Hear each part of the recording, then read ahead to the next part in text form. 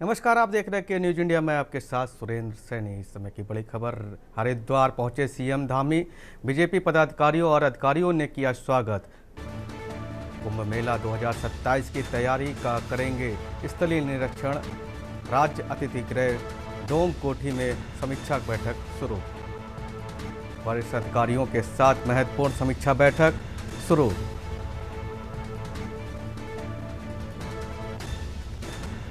हरिद्वार पहुंचे सीएम।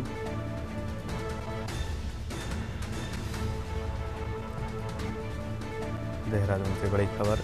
कुंभ मेला 2027 की तैयारियों का जायजा लेंगे सीएम। राज्य के अतिथि गृह डोम कोठी में करेंगे समीक्षा बैठक।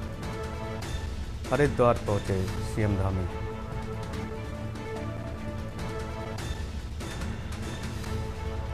हरिद्वार से बड़ी खबर। कुंभ मेला 2027 की तैयारियों का करेंगे स्थलीय निरीक्षण। हरिद्वार से बड़ी खबर आपको बता रहे हैं।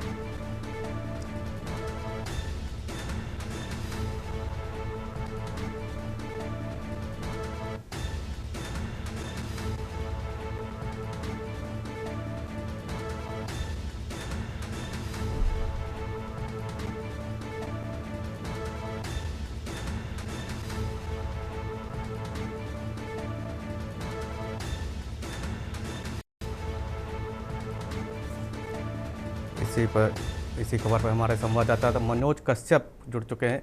मनोज, क्या कुछ जानकारी है इस खबर की? जी बिल्कुल, देखिए आज उत्तराखंड के मुख्यमंत्री पुष्कर सिंह धामी अपने एक दिवसीय हरिद्वार दौरे पे पहुंचे। हालांकि आज का जो दौरा है बहुत अहम रहने वाले, क्योंकि यहाँ आगामी 2027 में कुंभ मेले का आयोजन होने उसको लेके आज समीक्षा बैठक यहाँ पे की जा रही है। हालांकि जब मुख्यमंत्री पुष्कर सिंह धामी पहुंचे, तमाम जो प्रशासनिक अधिकारी थे, जो स्थानीय विधायक मदन कौशिक थे हरिद्वार के, तो वो भी यहाँ पे मौजूद थे। इसी के साथ में अन्य जो पदाधिकारी है भाजपा के, आज यहाँ पे अधिकारियों के साथ में समीक्षा बैठक की जा रही है। जो यहाँ पे निर्माण कार्य चल रहे हैं उनका यहाँ पे निरीक्षण भी मुख्यमंत्री पुष्कर सिंह धामी करेंगे। फिलहाल समीक्षा बैठक कर रही है। कहीं ना कहीं ये बैठक बहुत ही अहम रहने वाली, क्योंकि अब कुंभ मेले में कुछ ही समय शेष रहेगा। लगातार यहाँ पे जो सीएम धामी है वो अधिकारियों के साथ बैठक कर रहे, उनको दिशा निर्देश दे रहे। क्योंकि हालांकि 2027 में कुंभ का आयोजन होना है, लेकिन सरकार कहीं ना कहीं इसको महाकुंभ की तरह करना चाह रही, क्योंकि हरिद्वार में जिस तरीके से ये कुंभ मेले का आयोजन होगा, तो उसको लेकर मुख्यमंत्री पुष्कर सिंह धामी की कोई पहली बैठक नहीं, इससे पहले भी कई अहम बैठक हो चुकी है। और आज की बैठक बहुत ही खास रहने वाली, क्योंकि मुख्यमंत्री पुष्कर सिंह धामी ने लगातार अपने बयानों में इस बात को कहा है कि हरिद्वार आने वाले तमाम जो श्रद्धालु होंगे वो एक अच्छा अनुभव यहाँ से लेके जाना चाहिए, और यहाँ की जो भव्यता और दिव्यता वो श्रद्धालु को दिखनी चाहिए। तो इसको लेकर यहाँ पे लगातार ही दिशा निर्देश दिया जा रहा है। देखने वाली बात ये होगी कि आज सीएम धामी जो समीक्षा बैठक कर रहे हैं उसमें क्या कुछ दिशा निर्देश जो है अधिकारियों को देंगे। जी बहुत बहुत शुक्रिया मनोज आपका। तो हरिद्वार से पुष्कर सिंह धामी का निरीक्षण। 2027 के कुंभ की तैयारियों को करेंगे समीक्षा बैठक। खबर सरगुजा से। सरगुजा में कक्षा 5 की केंद्रीय परीक्षा आज से शुरू। ग्रामीण क्षेत्रों में परीक्षा देने नहीं पहुंचे विद्यार्थी शिक्षकों और बच्चों में परीक्षा दिलाने के लिए स्कूल जा रहे हैं। कक्षा 5 की केंद्रीय परीक्षा आज से शुरू। शिक्षक और बच्चे परीक्षा दिलाने के लिए आज जा रहे। कक्षा 5 की केंद्रीय परीक्षा आज से शुरू। बड़ी खबर सरगुजा से। बड़ी खबर, कक्षा 5 की केंद्रीय परीक्षा आज से शुरू। ग्रामीण क्षेत्रों में परीक्षा देने नहीं पहुंचे विद्यार्थी।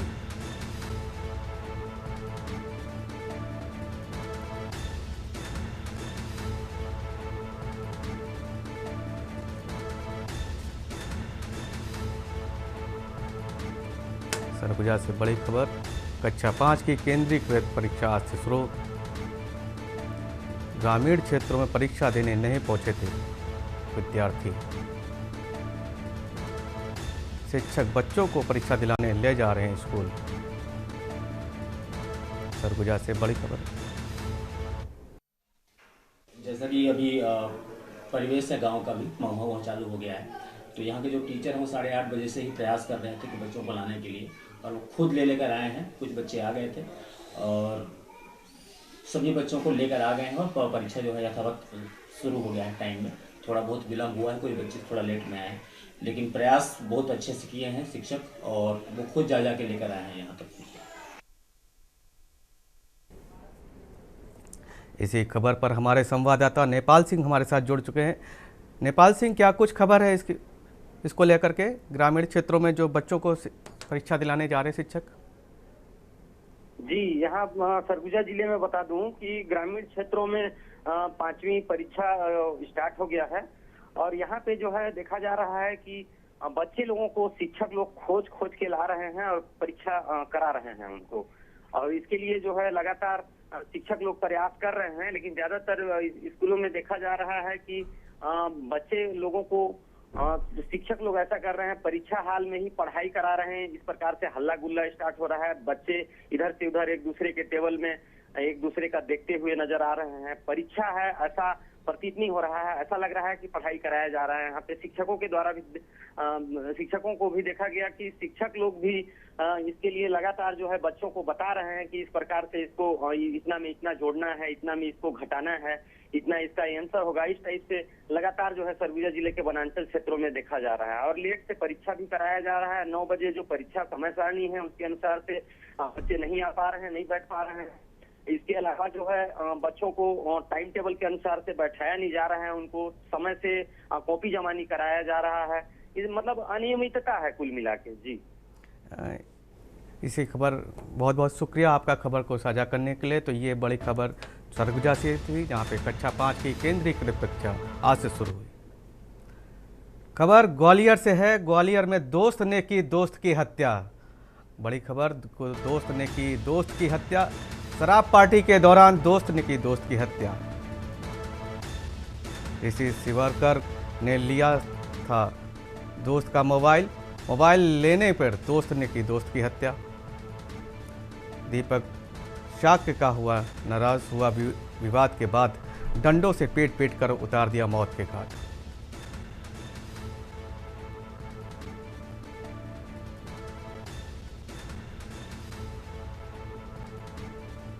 हत्याकर आरोपी में दीपक कुमार हुआ फरार। मुरैना जिले का रहने वाला है दीपक। काम के सिलसिले में आए थे मोहना।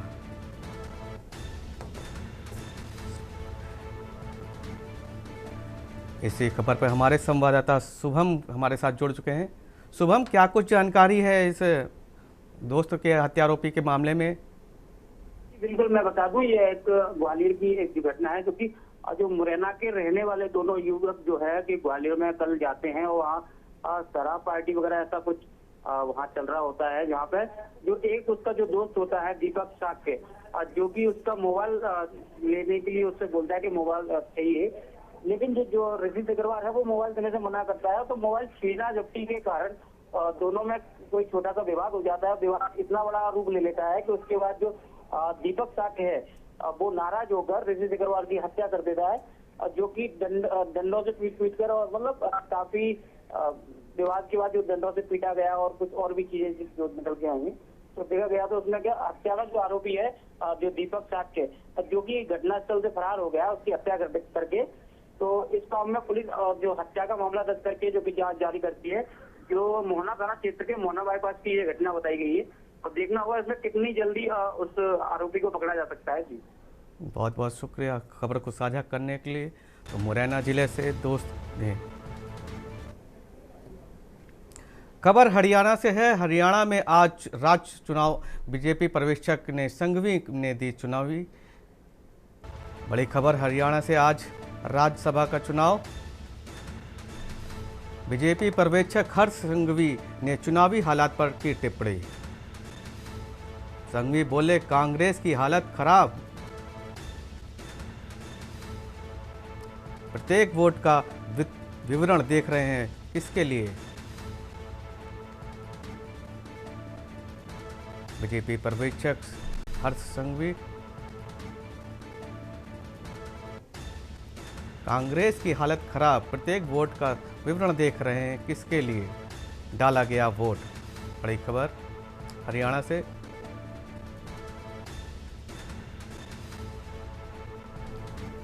बीजेपी की चुनावी तैयारियां और रणनीति पर नजर रखें। सबसे पहले तो हरियाणा में कांग्रेस के विधायकों की हालत देख के मुझे एक जनप्रतिनिधि के तौर पे बहुत ही दुख हो रहा है। जिस प्रकार से कांग्रेस के विधायकों को बांधा रखा गया, उनको बंद कमरों में रखा गया और कई विधायकों के साथ जिस प्रकार का सुलूक किया गया, ये जो बातें जो आपकी चैनलों के माध्यम से बाहर आ रही है, एक जनप्रतिनिधि के तौर से खास तौर पे ये चीज़ें देखी नहीं जा सकती। खबर रामपुर से है। 2 पेन कार्ड के मामले में आज सजा काट रहे आजम खान के और उनके बेटे अब्दुल्ला आजम की एप्लीकेशन पर आज रामपुर स्टेशन कोर्ट में सुनवाई होगी। जानकारी के अनुसार सजा के खिलाफ दाखिल एप्लीकेशन पर बहस पहले पूरी हो चुकी है। कोर्ट ने आज एप्लीकेशन पर फैसला सुनाने और तारीख मुकर्रर कर सकता है। इन दोनों पर आरोपी रामपुर जिला कारागार में बंद हैं। मामले की सुनवाई फैसले कोर्ट की प्रक्रिया के अनुसार होगी।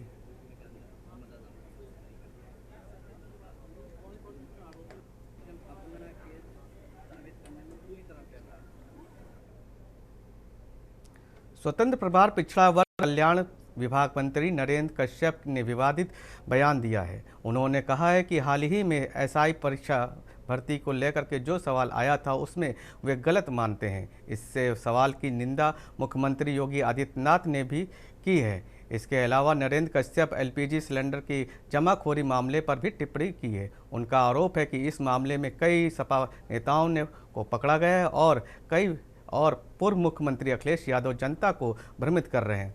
कश्यप ने कहा कि काशीराम को भारत रत्न देने की मांग उन्होंने सबसे पहले सदन में उठाई और व्यक्तिगत रूप से इसके पक्ष में हैं। यूपी में एसआई भर्ती को लेकर जो है एक बवाल खड़ा हो गया है और इसके अंदर जो है जो क्वेश्चन आया था उसको लेकर जो है एक जो है सवाल है। और हमारे साथ जो है बातचीत करने के लिए कश्यप जी हैं, मंत्री हैं सरकार के अंदर। सर, कैसे देखते हैं कि एसआई परीक्षा के अंदर जो सवाल आया उसमें एक ऑप्शन, ऐसा ये परीक्षा हो या किसी फिल्म का निर्माण, किसी जाति और धर्म के खिलाफ कोई अपमानजनक शब्दों का प्रयोग करना किसी भी अवस्था में उत्तर प्रदेश की सरकार में उचित नहीं ठहराया जाएगा। मैं ऐसे बयानों की निंदा करता हूं और मुख्यमंत्री जी ने भी स्पष्टतया ऐसे प्रश्न को आने पर उन्होंने ऐतराज जाहिर किया है और हमारी सरकार ऐसे लोगों के खिलाफ कार्रवाई करने की स्थिति भी रखती है। सर, वहीं अगर बात की जाए एलपीजी को लेकर जो है लगातार जो है खबरें आ रही हैं, लोग लाइन में लगे पड़े हैं। अभी भी कह रहे हैं गैस की जो आपूर्ति है वो वैसी नहीं हो पा रही है, जमाखोरी भी चल रही है। हालांकि अखिलेश यादव ने आरोप भी लगाया कि सरकार की जो है नीतियां हैं वो गलत हैं। पश्चिमी एशिया में युद्ध के भयंकर हालात हैं, लेकिन देश के प्रधानमंत्री नरेंद्र मोदी जी ने भारत की 140 करोड़ जनता को सेफ्टी और सुरक्षा के साथ हर सुविधाएं उपलब्ध कराने का लगातार उन्होंने सार्थक प्रयास किया। उत्तर प्रदेश में भी एलपीजी गैस सबको बिना कालाबाजारी के मिल जाए, हमारी सरकार की प्रतिबद्धता है। फिर भी कुछ लोग ऐसे हैं जो जानबूझकर उत्तर प्रदेश में न्यूसेंस क्रिएट करने की कोशिश करते हैं। ऐसे घटनाओं में कई समाजवादी पार्टी के नेताओं की संलिप्तता भी पाई गई है। अखिलेश यादव जी लगातार एलपीजी इशू पर सरकार पे बिना वजह सवाल खड़ा करते हैं। योगी जी के नेतृत्व वाली सरकार में उत्तर प्रदेश में कालाबाजारी या चोर बाजारी को कोई गुंजाइश नहीं है। उत्तर प्रदेश की जनता को हम इंश्योर करते हैं कि उत्तर प्रदेश में एलपीजी गैस हो या और दूसरी सुविधाएं सभी जनता को उपलब्धता के आधार पर मिलती रहेंगी। राहुल गांधी जी ने जो है वो कहा कि कांशीराम जी को जो है भारत रत्न मिलना चाहिए। मायावती जी भी कह रही हैं कि जो है उनको भारत रत्न मिलना चाहिए। जो गलती कांग्रेस ने करी वो गलती जो है ये सरकार ना दोहराए। कांग्रेस पार्टी मान्यवर काशीराम जी को भारत रत्न देने की मांग करी है। मांग तो ठीक है, लेकिन कांग्रेस पार्टी को तो 55 साल मौका मिला था सरकार चलाने का। कांग्रेस पार्टी को भारत रत्न देना चाहिए था ना, जब सत्ता में तो दिया नहीं। देश के प्रधानमंत्री नरेंद्र मोदी जी ने चौधरी चरण सिंह जी, कर्पूरी ठाकुर जी जैसे अनेकों नेताओं को भारत रत्न से सम्मानित किया और मैं व्यक्तिगत तौर से मेंबर पार्लियामेंट की हैसियत से मैंने पार्लियामेंट में सबसे पहले काशीराम जी को भारत रत्न देने की मांग उठाई थी। मैं आज भी मान्यवर साहब श्री काशीराम जी को भारत रत्न मिले, इसके समर्थन में हूं, इसके पक्ष में हूं। धन्यवाद। तो ये थे नरेंद्र कश्यप भी, जिन्होंने साफ तौर पर बोला कि सरकार चाहे कितनी भी कोशिश कर ले, लेकिन जमाखोरों के खिलाफ जो है वो सख्त से सख्त कार्रवाई हो रही है। और बात रही उस क्वेश्चन की जो एसआई भर्ती परीक्षा में आया था, उस पर कहीं ना कहीं मुख्यमंत्री ने भी ऐतराज जताया है। कैमरा आदित्य तिवारी के साथ रामनाथ भट्ट, के न्यूज़, लखनऊ।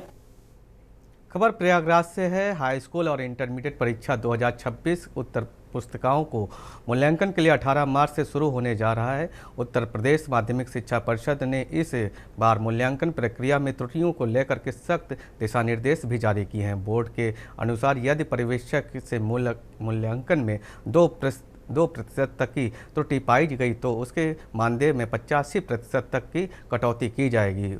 उसे 3 साल तक के लिए डिबार किया जाएगा। वहीं 1% त्रुटियां पाने जाने पर पर्यवेक्षक के मानदेय में 50% की कटौती की जाएगी। इसके अलावा यदि आधा प्रतिशत यानी कि 0.5% की गलती पाई जाती है तो मानदेय में 25% की कटौती का प्रावधान किया गया है। बोर्ड का कहना है कि इस सख्ती के उद्देश्य मूल्यांकन प्रक्रियाओं में अधिक पारदर्शिता और त्रुटि रहित बनाना है ताकि छात्रों को उनके सही अंक मिल सके।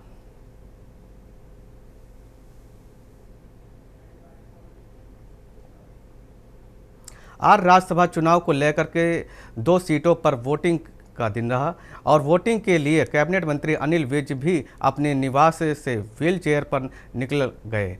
दरअसल पिछले समय की मंत्री विज पर के पैरों में प्लास्टर होने की वजह से विज अपने घर पे ही थे और आज वोटिंग के लिए वे निकले। इस बारे में जब विज से बात की गई तो अनिल विज ने दोनों सीटों पर जीतने का दावा करते हुए कहा कि वोट डालने जाना है और चाहे वे स्ट्रेचर पर हो यानी कि व्हील चेयर पर हो। यही मंत्री अनिल विज कांग्रेस पर तंज करते हुए कहा कि जिस तरह हुड्डा साहब ने अपने विधायकों को कुफेरी भेजा हुआ था इसका मतलब साफ है कि उन्हें डर था, जिसकी वजह से हुड्डा साहब सभी को बाध्य कर घूम रहे थे।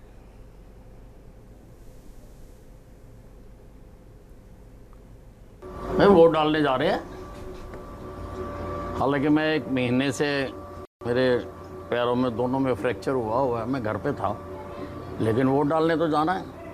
व्हील चेयर पे जाऊँ चाहे स्ट्रेचर पे जाऊँ, वोट डालने तो जरूर जाऊँगा। हुड्डा साहब ने अपने 31 के 31 विधायकों को कुफरी भेजा हुआ था, क्या उनको खबर चीज़?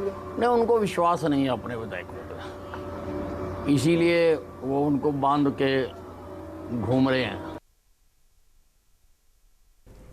खबर कबीरधाम से है। कबीरधाम जिले के बहुचर्चित सत्यम दास मानिकपुरी हत्याकांड में पुलिस ने खुलासा कर दिया है। करीब 56 दिनों के तक चले इस गहन जांच के अनुसार पुलिस ने एक विधि से संघर्षरत नाबालिग को अभिरक्षा में लिया। जानकारी के अनुसार 17 जनवरी 2026 को करवर्धा थाना क्षेत्र के लालपुर नर्सरी के पीछे सड़क के किनारे डांस टीचर सत्यम दास मानिकपुरी का शव मिला हुआ था। प्राथमिक जांच में सामने आया तो मृतक के गले पर चाकू से कई वार की गई थी। पुलिस ने मामले में जांच के करीब 50,000 का मोबाइल व कॉल डाटा भी विश्लेषण किया। 500 से अधिक सीसीटीवी फुटेज खंगाले और 100 से अधिक लोगों से पूछताछ की। इसी के बाद पुलिस ने अहम सुराग मिला और पूछताछ में नाबालिग ने बताया कि मृतक उसके अप्राकृतिक संबंध बनाने के लिए ब्लैकमेल कर रहा था। इसी से परेशान होकर उसने व्हाट्सएप कॉल कर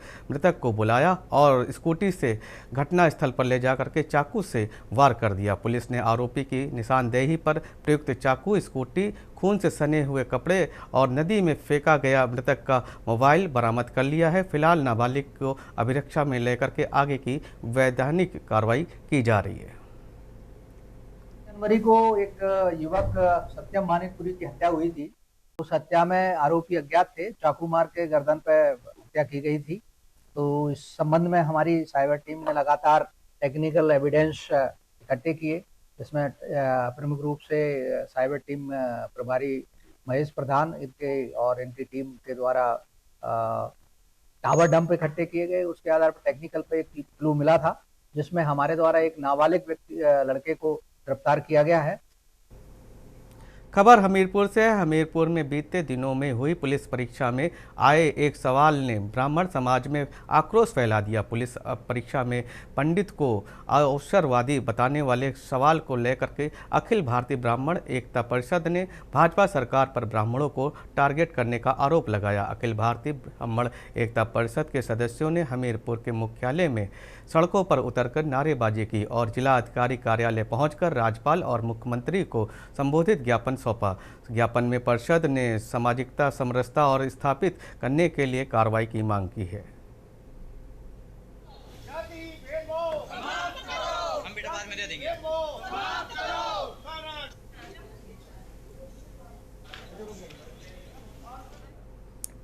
खबर पंजाब से है। पंजाब में गर्मी के बाद रविवार की रात हुई तेज बारिश और आंधी ने मौसम का सुहावना बना दिया है, लेकिन इसी दौरान किसानों की गेहूं की फसल भारी नुकसान पहुंचाया।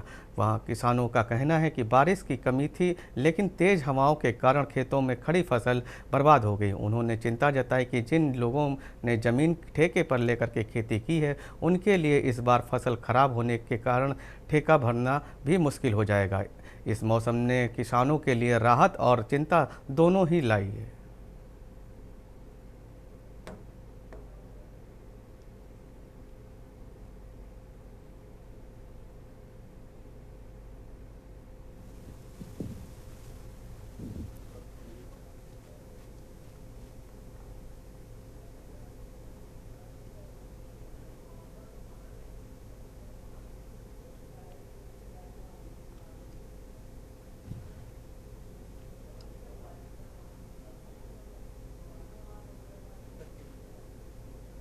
ਬਾਰਿਸ਼ ਘੱਟ ਹੋਈ ਹੈ ਜੀ, ਹਨੇਰੀ ਜ਼ਿਆਦਾ ਚੱਲਿਆ, ਤੂਫਾਨ ਚੱਲਿਆ, ਬਹੁਤ ਕੰਮ ਖਰਾਬ ਹੋਇਆ ਜੀ। ਇਹ ਤਾਂ ਬੈਂਕਾਂ ਵਾਲੇ ਤਾਂ ਆ ਖੜਦੇ ਨੇ ਵੀ ਕਿਸ਼ਤਾਂ ਭਰੋ, ਭਰੀਏ ਕਿੱਥੇ ਤੇ ਨਾ ਜੀਰੀ ਹੋਈ ਨਾ ਕਣਕ ਤੇ ਆਸ ਹੈ ਕੁਝ। ਕਣਕ ਬਰਦਾਸ ਉਹ ਹੁਣ ਖਰਾਬ ਹੋ ਗਈ, ਕੁਝ ਹਾਲੇ ਕੀ ਪਤਾ, ਹਾਲੇ ਤਾਂ 20 ਦਿਨ ਨੂੰ ਵੱਢਣੀਆਂ ਕਿਤੇ, ਕੀ ਕਰੇ ਰੱਬ ਕਿ ਨਹੀਂ ਜੀ। ਹੋਰ ਵੀ ਨੁਕਸਾਨ ਹੈ ਜੀ ਬਾਰਿਸ਼ ਦਾ ਦੱਸਿਆ ਹੈਗਾ। हाँ जी बहुत दसिया वा, पर 20 ਦਾ 100% ਦੱਸ ਰਹੇ 90 ਟੈਨਸ਼ਨ ਹੈ ਜੀ ਦਿਮਾਗ ਤੇ। ਉਹ ਦਿਮਾਗ ਤੇ ਤਾਂ ਮਰੇ ਵਿੱਚ ਗਿਰੇ ਪਏ ਨੇ ਜੀ ਕਣਕ 'ਚ। ਦੇਖ ਕੇ ਇੱਧਰ ਦਿਖਾ ਰਹੇ ਤੇ ਖਬਰਾਂ 'ਚ ਦੇਖ ਹੀ ਸਕਦੇ ਹੋ ਤੁਸੀਂ, ਮੇਰੇ ਕੋਲ ਦਾਣੇ ਨੇ। ਆ ਮੇਰੀ ਇਹ ਫਸਲ ਆ 25-30 ਕਿੱਲੇ ਠੇਕੇ ਤੇ ਜ਼ਮੀਨ ਲਈ ਹੋਈ ਆ। ਦੱਸੋ ਜ਼ਿਮੀਂਦਾਰ ਕਿੱਥੋਂ ਆਪਣੀਆਂ ਲੋੜਾਂ ਪੂਰੀਆਂ ਕਰ ਲੂਗਾ ਜਦੋਂ ਠੇਕਾ ਹੀ ਨਹੀਂ ਪੂਰਾ ਹੋਣਾ। ਪਿੱਛੇ ਜੀਰੀ ਦੇ ਵਿੱਚ 70% ਤੱਕ ਨੁਕਸਾਨ ਸੀਗਾ, 30% ਜੀਰੀ ਪੱਲੇ ਪਈ ਆ। ਉਹਦੇ ਵਿੱਚੋਂ ਕਿਸ਼ਤਾਂ ਤੱਕ ਹਜੇ ਤੱਕ ਸਾਡੀਆਂ ਭਰੀਆਂ ਨਹੀਂ ਗਈਆਂ, ਲਿਮਟਾਂ ਵੀ ਬਹੁਤ ਖੜੀਆਂ ਨੇ। ਆਹ ਵੇਖੋ ਜੀ, ਆ ਹੁਣ ਮੈਂ ਬੱਲੀ ਵੀ ਇੱਕ ਤੋੜੀ ਸੀ, ਉਹਦੇ ਜੋ ਦਾਣੇ ਵੇਖੋ ਵੀ ਤੁਸੀਂ, ਸਾਡੇ ਕਿੰਨੇ ਮਾਜੂ ਹੋ ਚੁੱਕੇ ਨੇ। ਇਹ ਦੇਖ ਕੇ ਤਾਂ ਸਾਨੂੰ ਐ ਲੱਗਦਾ ਵੀ ਸਾਡਾ ਤਾਂ 50% ਤਕਰੀਬਨ ਨੁਕਸਾਨ ਹੋ ਚੁੱਕਿਆ। ਆਉਣ ਵਾਲੇ ਮੌਸਮ ਜਿਹੜਾ ਹੁਣ ਦੱਸ ਰਹੇ ਨੇ, ਜਿਵੇਂ ਕਿ ਹੁਣ ਗਰਮੈਸ਼ ਪੈ गई ਸੀਗੀ। खबर कानपुर से है। कानपुर के फीलखाना थाना क्षेत्र गुप्तार घाट में गंगा कट्टी के किनारे एक पुरुष का शव मिलने से हड़कंप मच गया। मृतक का शव पानी में पूरी तरह से फूला हुआ था और जानवरों के द्वारा नोचे हुए देखा गया। पुलिस सूचना मिलते ही तुरंत मौके पर पहुंची और जांच पड़ताल शुरू कर दी। फिलहाल शव को कब्जे में लेकर के पोस्टमार्टम के लिए भेजा गया है और आसपास के लोगों से पूछताछ की जा रही है। घटना की वास्तविक वजह और पहचान का पता लगाने के लिए पुलिस ने हर पहलू पर गौर कर रही है।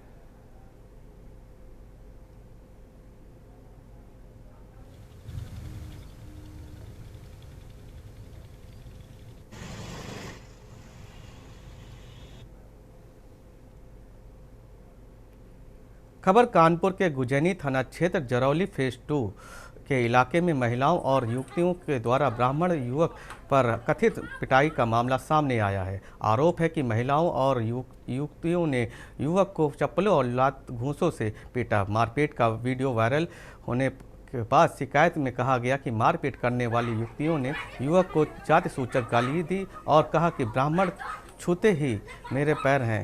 इसके बाद महिलाओं ने युवतियों ने के युवक के खिलाफ SC/ST एक्ट के तहत मामला दर्ज कराया। पीड़ित युवक और उसके परिवार का आरोप है कि शिकायत करने के लिए थाने ले जाने के बजाय वह वहां पे भाग गया। पीड़ित दंपति के DCP दक्षिण कार्यालय पहुंच करके महिलाओं के खिलाफ सख्त कार्रवाई दर्ज कराई और पुलिस ने महिला मामले की जांच के लिए जुटी हुई है। वीडियो सहित सभी सबूतों पर पड़ताल की जा रही है।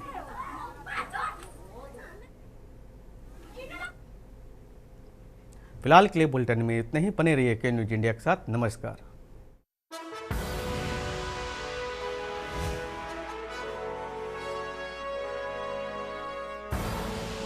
आप देख रहे हैं के न्यूज, खबरों का